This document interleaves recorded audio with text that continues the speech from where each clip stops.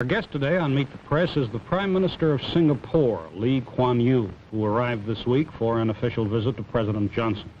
We'll have the first questions now from Pauline Frederick of NBC News. Mr. Prime Minister, you said in Washington that Americans are powerful. All the world is too painfully aware. But this power should be controlled. The United States should be restrained. Do you feel American power is controlled or used with restraint in Vietnam? As of now? Yes. I don't want to engage in your domestic dispute, and I'm not a general or an admiral, But you're a nation.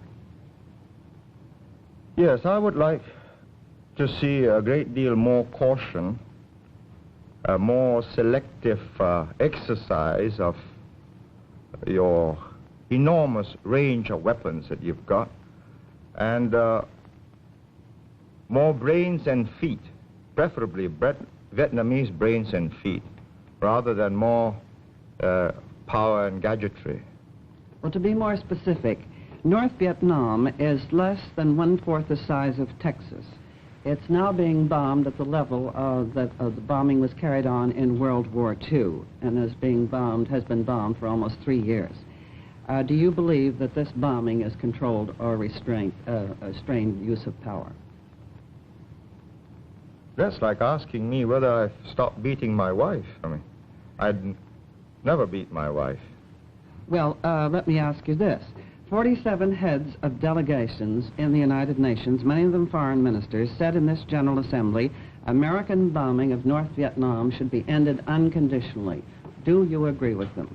Well, that depends who the 47 heads are. Well, I'm sure Are you they know, from sir. Africa, from Asia, from Western Europe, They were from all over the Eastern world. Europe? They were from all over the world. Well, as I understand it, there are about, what, 120 members? 22. 122 members, so that's 47.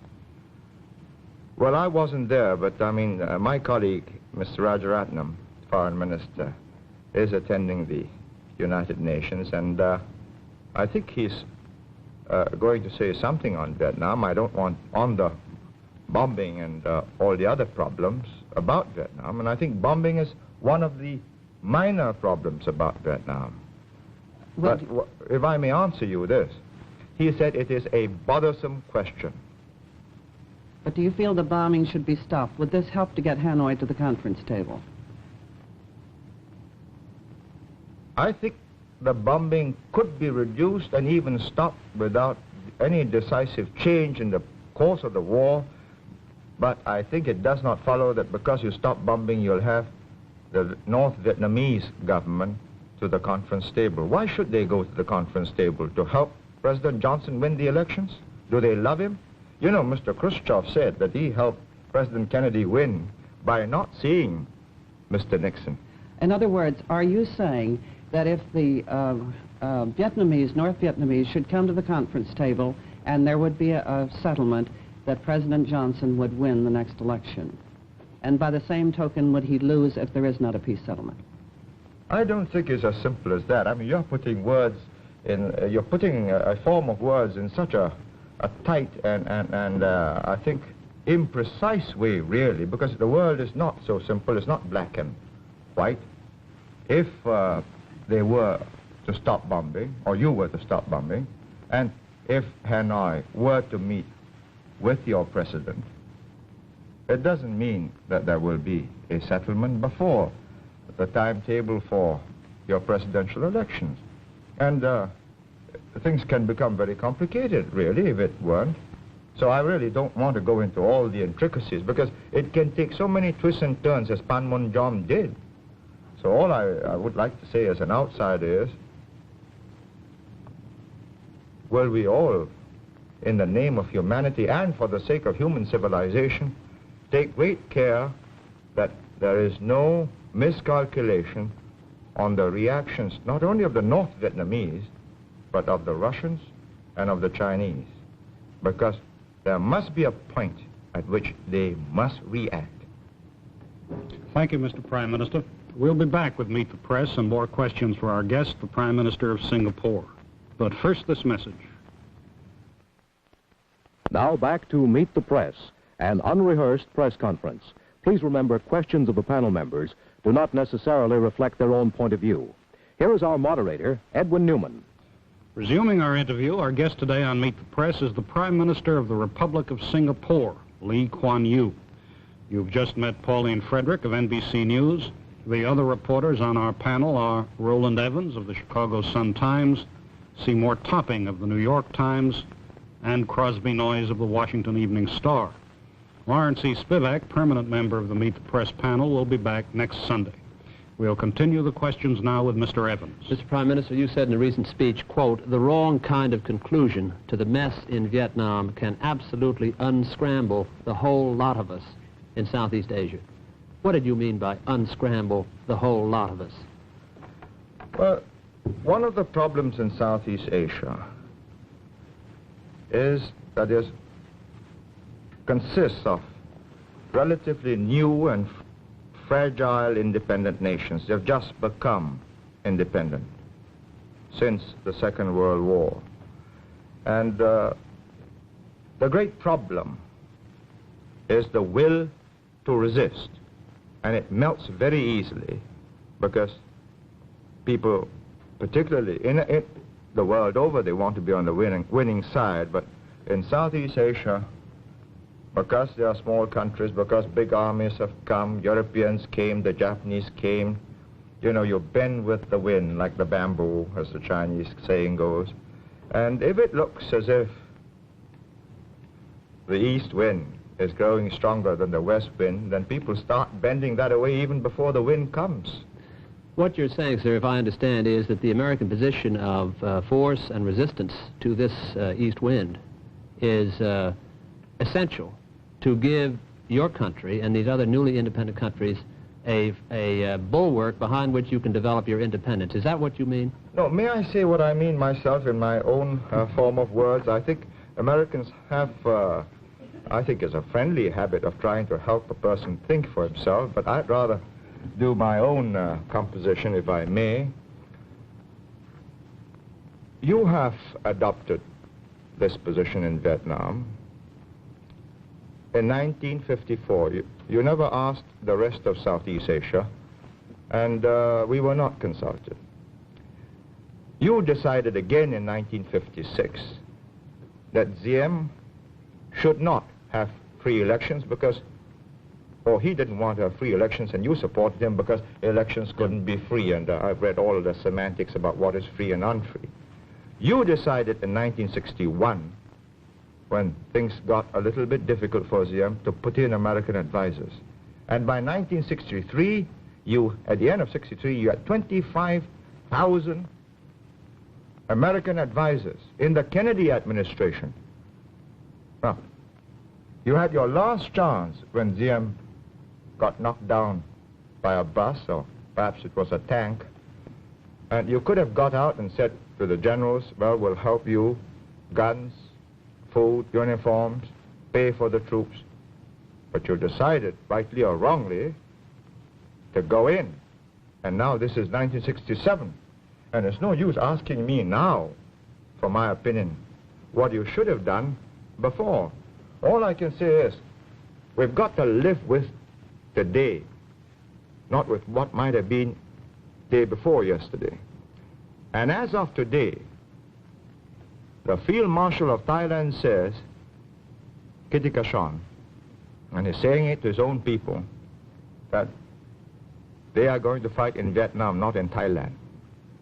Well, I take that to mean that if that is gone, he's going to anticipate history, and you know, the Thais have this great sense of the future, and as good anticipators of history, if they make the kind of adjustments in their postures arising out of what they think is a failure in Vietnam, well, I don't think the Tunku in West Malaysia has got very many years, in spite of all his armed forces. And then they've got me by the throat. Mr. Topping. Well, if I may again do what my predecessors here have done, recall a speech you have made. Some years ago you said, the Vietnam experience shows that however massive the military cover, however enormous the economic assistance, if the leaders of the people in whose name and whose behalf military cover and economic aid are being given do not set out to secure their own salvation, the end result still is perdition, both for the helper and the helped. Speaking as an Asian, do you think the South Vietnamese are helping themselves enough, or are we here in the United States headed for perdition with our allies? Well, you're asking me a very difficult question. I'm not making any direct contribution in Vietnam, and I think if I were a North Vietnamese, I'd resent the Prime Minister of Singapore passing judgment on the effort of the South Vietnamese. But I think they wouldn't mind my saying that the world will be a much better place if it's not Mr. Rusk explaining what this is all about, but either their president or their vice president, or better still, a new figure in a prime minister. You know? Yes. Forward-looking. Of South Vietnam. Forward-looking, independent, determined, and most important, sincere and honest. Mr. Topping? If I may shift a little here, one of the questions in our minds here has been that about the future of China and its relationship to Southeast Asia. Some people are saying that China is now so divided politically that there is no great danger for Southeast Asia in the future. Speaking as a Chinese who understands China, can you make an estimate or a guess as to the future of China? Do you think in the near future it will become again a unified country, a strongly unified country that might represent some kind of a danger to Southeast Asia? First of all, I can't speak as a Chinese because I'm a Singaporean. I'm of Chinese ethnic stock, and I think this is crucial. I mean, if you ask me to speak as a Chinese... As an ethnic Chinese. Yeah, well, you know, the Chinese People's Republic in Peking will be... I think quite rightfully indignant, and so will the other aspirant in Taipei. But speaking as a Singaporean, with some of the built-in memory programming of the Chinese people, I would say that if you believe that the Chinese people will just splinter up into so many warlord communist committees, each governing a province or even part of a province, then you will make one of the gravest mistakes about Asia. I think I've traveled around the world often, and you know, people don't know that I come from Singapore, and they treat me as a Chinese or as a Chinaman in the old days, as they used to call them. And they used to say, Chiang Kai-shek, you know, in the middle 40s, and nowadays, of course, Mao Zedong. I'd say that they are determined as a people to unify and build a modern, powerful, wealthy Chinese nation. And I say good luck to them. And I think the moment they get prosperous, good luck to me, because I'll be much safer. I don't believe, however, you know, the simple theory that they're just going to send their armies across and eat up Southeast Asia. It's too simple. And it's too simple for you, for the Americans, and for us, because then it's naked aggression. The whole of South Asia will gel together and meet an incoming invader. But they've got this make-it-yourself kind of revolution. Wars of national liberation. You know, here's the text. We've got an instructor. He'll teach you how to organize, and we'll slip you a few guns and more if necessary. And if it gets more difficult, well, surface-to-air missiles, and so on. And I think this is the problem, that each of the individual governments in that region must use the time that you are buying in South Vietnam for the rest of the world, particularly Southeast Asia. I'm not saying you're doing this, you know, just for Southeast Asia. You're doing this for yourself. But it so happens that I think I believe that it might get a bit difficult for me if there's a sudden evacuation. And I am determined to use this time to its fullest advantage, and I hope my neighbors will do likewise. Mr. Noyes. Prime Minister, what's the effect in Asia of demonstrations such as we had yesterday in Washington? Well, you know, I get a lot of demonstrations in Singapore, and my students are quite a rambunctious and spirited lot.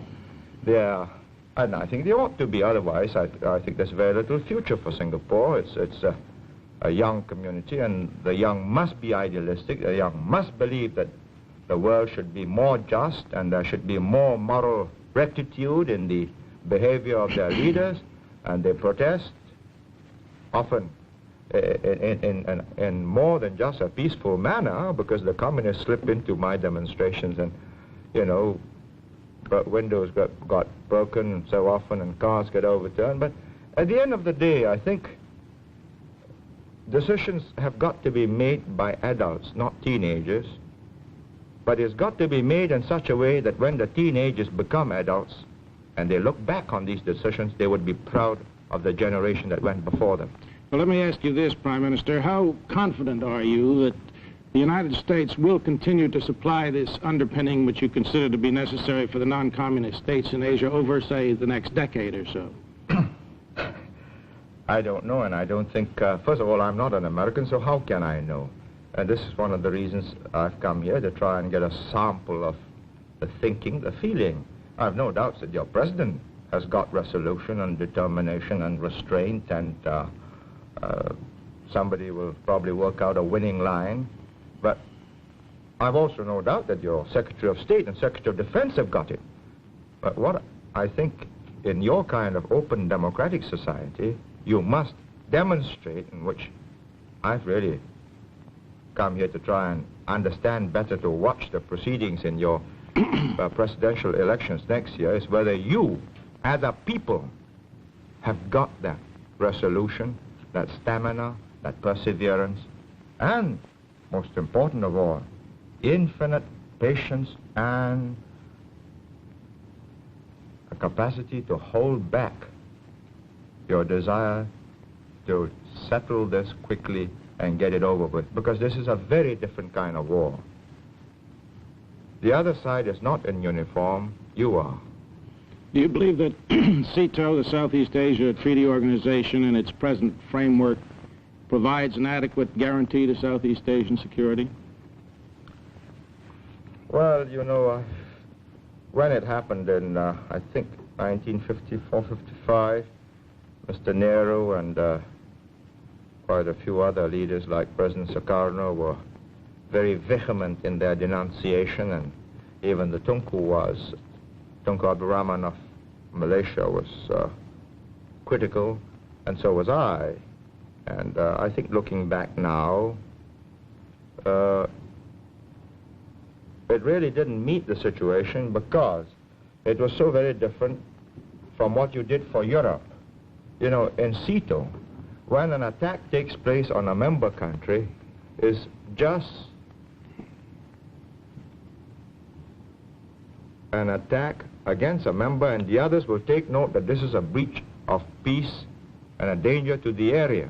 But in NATO, when an attack takes place, an attack on one is an attack on all, and they all respond. And you know what's happened. I mean, who has responded in South Vietnam? The Pakistanis have not. The French have not. The British have not. And probably for very good reasons. And until you convince Asia that you consider Asia as important to you, as Americans, as Europe was to America, you're going to find a lot of Asians like me rather critical and really doubting, because 90% of you have come from Europe. You understand Europe better than you understand Asia. Some of you understand Asia very well because you make specialized studies of the subject. But as a people, and finally, it is the mothers and fathers watching this television screen and seeing what is happening to their sons, and all the sweethearts also watching this, that will decide. And if you want people to take a stand, you've got to demonstrate that as a people you've got what it takes, that Asia does matter to you. Ms. And Frederick. does matter to the free world. Excuse me, Ms. Frederick. As you call it. Mr. Prime Minister, in answer to one of my questions, I believe you said, and I hope I'm quoting you correctly, in the name of humanity, great care should be taken that there be no reaction by the Russians and the Chinese. They must react. Would you tell us under what conditions you feel the Russians and the Chinese might react to what is going on in Vietnam, and whether there is any possibility of it now as you see the picture? I think really you ought to put that question to Mr. Khrushchev, Mr. Brezhnev and Mr. Kosygin, and probably Mr. Mao Zedong and Marshal Lin Piao or Zhou Enlai. I really can't answer this, but I'm quite certain that at some point they will decide that their own national interests are at stake and they must respond. Excuse me, gentlemen, Miss Frederick, we have a little more than 3 minutes left. Mr. Evans. Mr. Prime Minister, you made it clear that you are concerned about the resolution, particularly beyond the '68 election and into the future of the U.S. in Vietnam and in all of Asia, that our interest is stable and long-term. Would it not help resolve that difficulty, as you see it, if your country put a small token force? You only have 2 million in your population, I understand, but if you put a small token force into the field to assist in the work that is being done over there against what we call aggression from the North, wouldn't that help the United States to resolve this issue? I don't see it as my duty as the Prime Minister, an elected Prime Minister of Singapore, and not a client state of the United States. I'm not in receipt of your aid, nor am I here to seek aid. I'm doing all right. I hope to do more trade with you. And I don't think it is the duty of the elected representative, leader of Singapore, to go and involve his country in a situation which can end disastrously for his whole people. And as I've said, if there is no resolution shown, and God knows what can happen between now and November 1968, you tell me what happens to all your allies who have gone in with you in South Vietnam. Mr. Topping. Well, in connection with what you've just said, I remember once you said, in fact, I believe you said it to me, when we were talking about your neutrality, you said, I am not neutral where the survival of my people are concerned.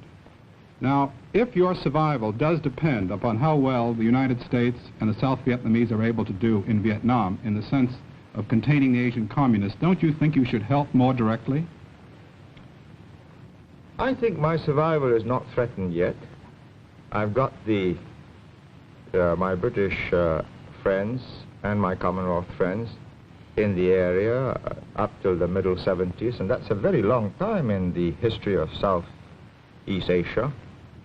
But, of course, it could change fundamentally by decisions you can make in South Vietnam between now and 68 and 69. And as the situation changes, we shall be watching it most intensely and avidly. And we shall make contingency plans. We have to. We have about 1 minute left, Mr. Noyes. Prime Minister, if, as you said, the treaty, the CETO treaty, were strengthened to be more like NATO, with the same guarantees that NATO provides, would your country adhere to such a treaty? I think eventually what we must try and create in South and Southeast Asia is a community that is economically and socially conscious of what is to be gained by gearing into each other, yeasting up the economy, and once that happens, I think the security aspect, the mutual security interest should lead us to a NATO-type situation, perhaps, with a minimum of underpinning from outside.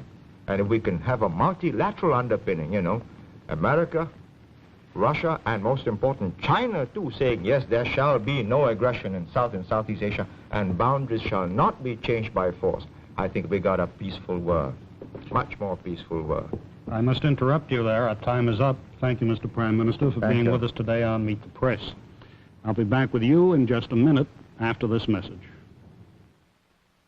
For a printed copy of today's interview, send 10 cents in coin and a stamped self-addressed envelope to Merkel Press, Box 2111, Washington, D.C. 20013.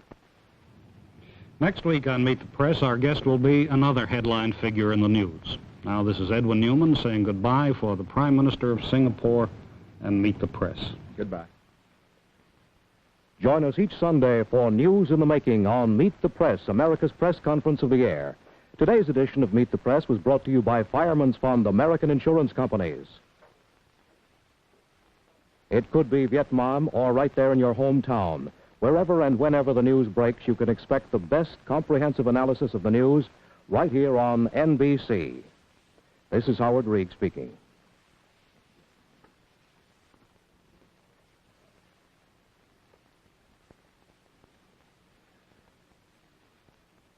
Meet the Press has been a public affairs presentation of NBC News and has come to you live from our studios in New York City. Mm-hmm.